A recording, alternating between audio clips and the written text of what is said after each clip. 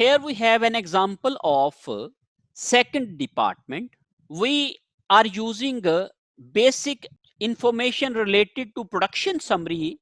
Likewise, beginning work in process inventory is 2500 units. Started now, this statement will be received from preceding department, received from department A. If it is a second department, in second department, units are completed in first department and then sent to the second department. When a second department receive units from the first department, we write these units as are received from department previous or prior department or department A. Here we have beginning work in process 2500 units. Mean when we completed January month and started February, we had 2500 units which were incomplete, and they were having stages of completion. Because there is opening inventory, then when there is opening inventory, we apply costing method. Might be weighted average method or might be first in first out method. So we received 15,000 units for department A. Then we completed and transferred to the next department or finished goods 10,000.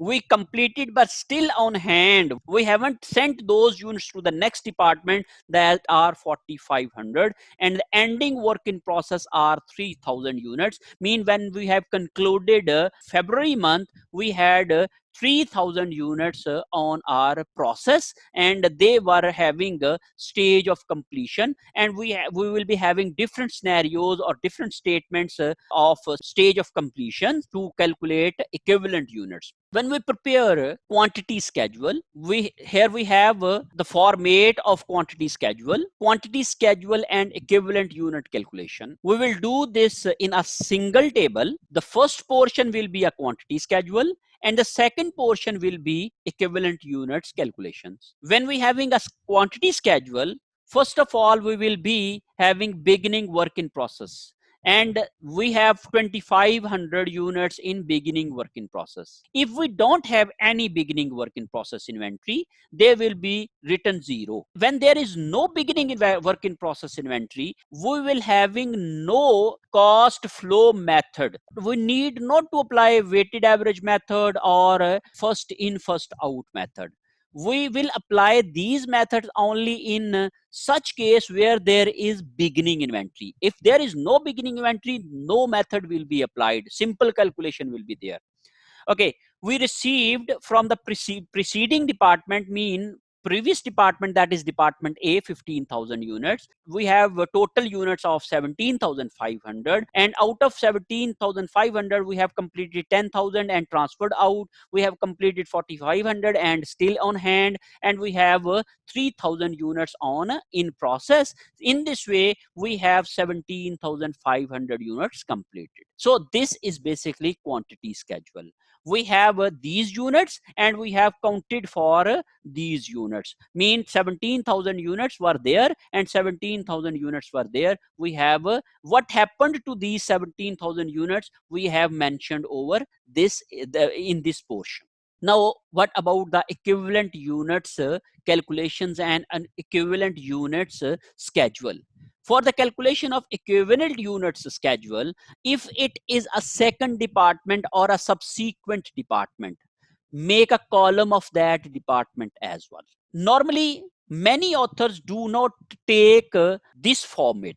I recommend this format because when we will be having a loss and spoilage, there is a problem in unit cost for the adjustment of loss or spoilage. By applying this format, that information is automatically calculated over here, and we can adjust all those spoilage and losses unit cost calculations or unit cost spoilage and loss automatically to the units, completed units. So by using this format, this is easy to handle all the losses and you must say spoilage or additional units costs when there is a second department. because if it is only one department or it is a first department, then there is no problem of loss or spoilage or additional units. But if it is a second department or a subsequent department,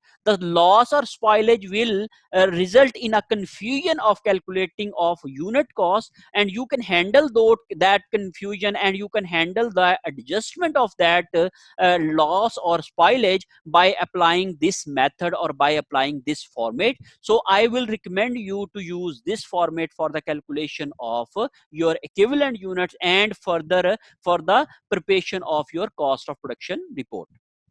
Here we have department A, and mind it, units are completed from department A, then they are transferred to department B. It means they will be always 100% completed.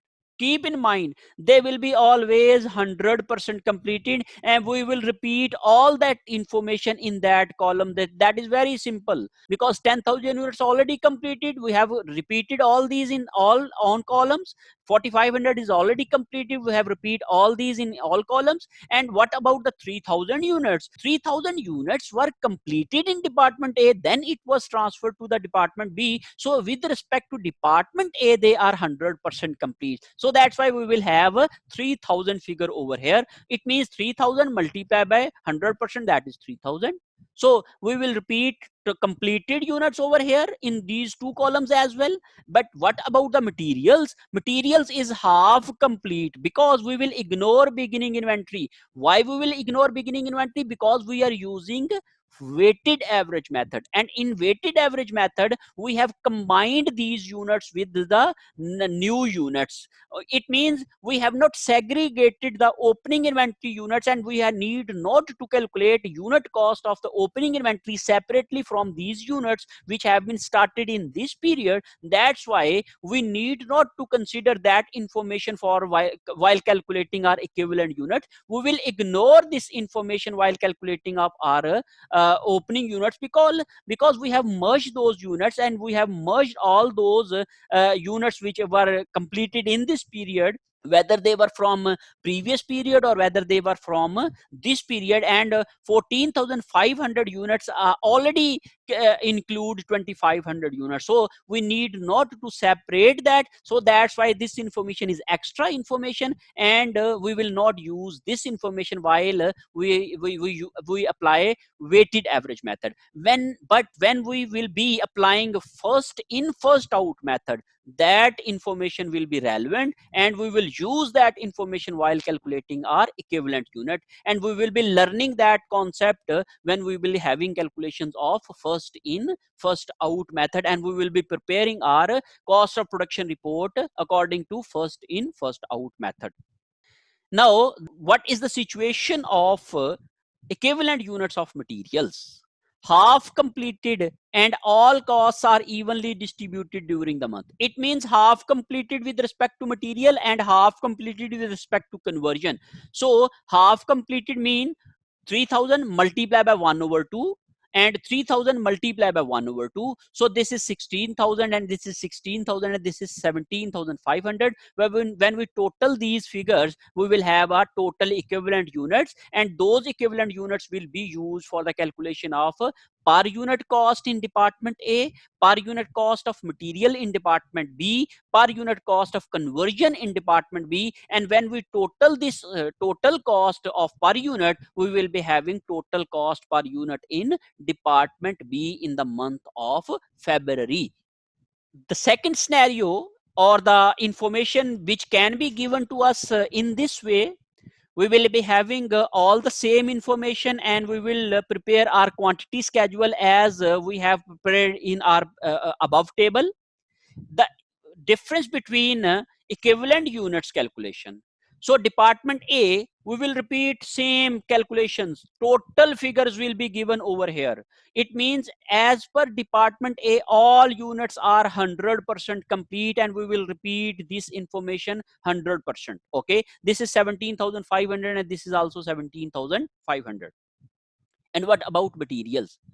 3/4 of the materials and half of the conversion cost has been charged. So in this scenario, ratio has been given to us in stage of completion. We have total 10,000. We will repeat this. Here we also 10,000. We will repeat this because these units are 100% complete and 100% complete. So here we have a same calculation over here, 4,500 and 4,500. The problem is here. What about this? This will be calculated mean 3,000 100% with respect to department A. These 3,000 units are already completed, so that's why they are 100%. And what about materials? Materials completion ratio has been given, that is 3/4 is equal to this multiply by 3 divided by 4. We have 2,250. And what about conversion? These ratio has also been given, that is half is equal to 3,000. It means multiply by, as per formula, divided by 1 divided by 2. We have a multiply mean units, partially completed units, multiply by stage of completion, we will have equivalent units. So with respect to department, total equivalent units are 17,500. With respect to materials, that is 16,750. With respect to conversion, that is 16,000. So in this way, we can calculate equivalent units if we have given this information in this type or in this format.